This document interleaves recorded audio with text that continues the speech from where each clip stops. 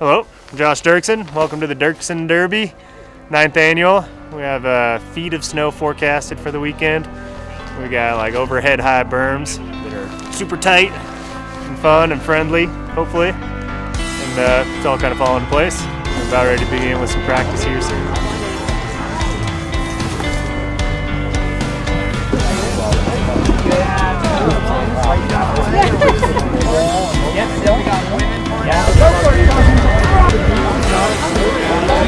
Okay, drop on in.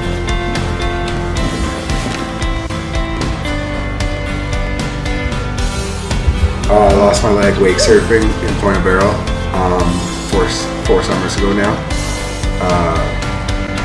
It was just your standard kind of Monday afternoon. I decided to go for one last little rip and try a no rope 360. And as luck would have it, it was my leg's time to go. A couple seconds later, I was under the boat. My foot kind of just like floating on its own, doing its own thing. Just over 4 years ago, I was in a pretty bad motorcycle accident. I was going up a hill, lost control, going 120, hit the guardrail, did cartwheels in the air, and I hit the guardrail again.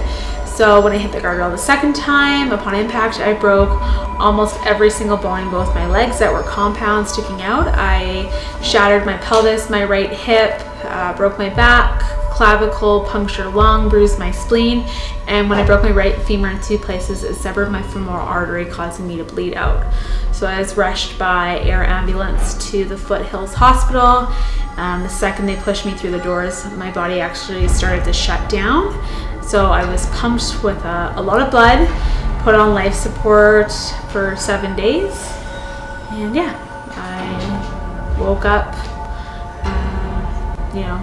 that 8th day when the tubes had finally came out. I was told about my leg, and that's, yeah.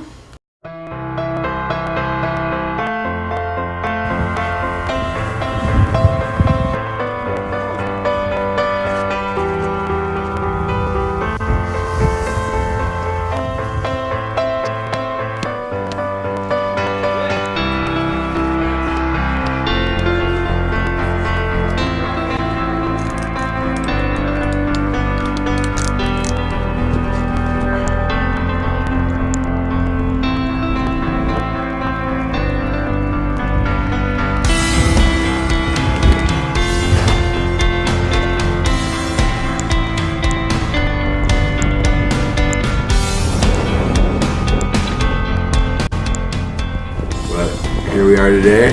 We're in Bend, Oregon, having some fun, shredding some pow.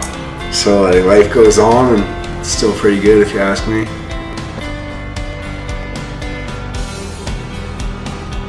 And the doctor came in and said we're gonna have to. She did her pinch test to see if I had still any feeling in my left ankle, and she was pinching. I'm just like trying to make myself believe.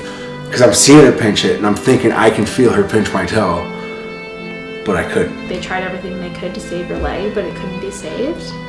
And I'd say I probably took about 4 hours, asked questions, cried, and then just like that, I was like, I'm going to become a Paralympian. They said they were going to cut it to 9 inches below my knee. I looked at the surgeon, called her a bunch of awful names, screamed at her for a little bit. She walked out of the room. I started crying. I was 16 years old and I thought my life was over. I think what motivated me the most is just getting through my hard days and having a goal to keep myself sane. Like, rehab was hard. I was in the hospital for 5 months, and even when I came home, it still wasn't easy. But every day I would get up knowing that I had this big goal in mind. And I was thinking, it's all changed. It's all over kind of thing. And then slowly, as I started to hear stories about people like Sean Rangout, my faith started to get a little bit lifted. And then when I got out of the hospital, my friend Arthur, who was actually on the boat before the accident and helped pull me out, he sent me the link to a video talking about Sochi 2014 and how they were trying to get parasnowboard cross into the Paralympics. And that's when I kind of knew, well, that's what I'm gonna do.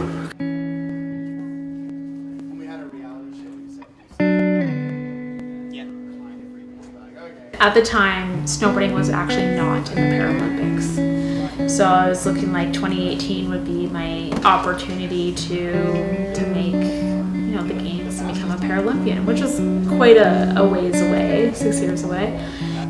I got really lucky. The timing was on my side because they actually announced that they would include snowboard cross in the Paralympics for the first time as a late addition. So just like that, you know, my opportunity to become a Paralympian in less than 3 years from my accident was just, it was created. It was pretty cool. So I pushed myself pretty hard. And I'll admit, I went to the 2014 games very, you know, maybe, I don't want to say premature, but I still had a lot to learn. It's kind of cool to see what will be possible in 2018 now that I've actually had time on snow and figured out how to snowboard with a prosthetic knee.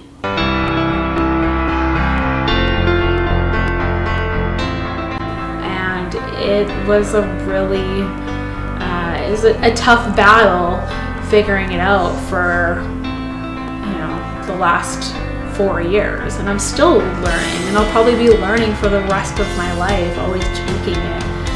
But it gets better every day that I'm on snow, and I become more confident.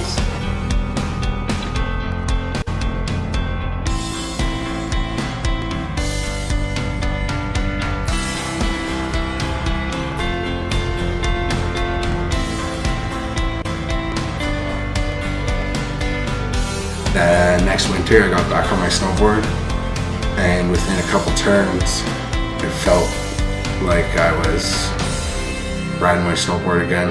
It wasn't really that much different, and within a couple weeks, I was hitting rails again.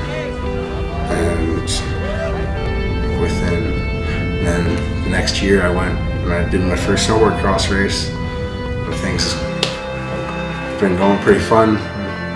And having a good time ever since then, so it's been sweet. If I've learned anything from my accident, it's that anything is possible. And I know it sounds cheesy, but it's true. You know, you set your mind to something, and it doesn't come easy. Nothing comes easy in life. You have to work for it. My coach Mark has really taken my level of snowboarding, and now I'm no longer just a kid who is kind of dummy downhill and down the hill. I've gotten more mobile on my board, and I now try to get my hip to the snow so that it's dragging when I'm on a heel turn, or try to put my knee through the snow. And by the time I get to the bottom of the run, I'm always exhausted. But it was so much better. The feeling of joy, and just you actually feel like you accomplished something. It's not like, oh, I made it down the hill. It's like, oh, I destroyed that hill. I shredded it up. I made my own thing of that up there, kind of thing, and no one else could go do what I just did. So I don't even know where I started with this story, and that's how my stories usually go. Good. But they kind of just cruise around like that.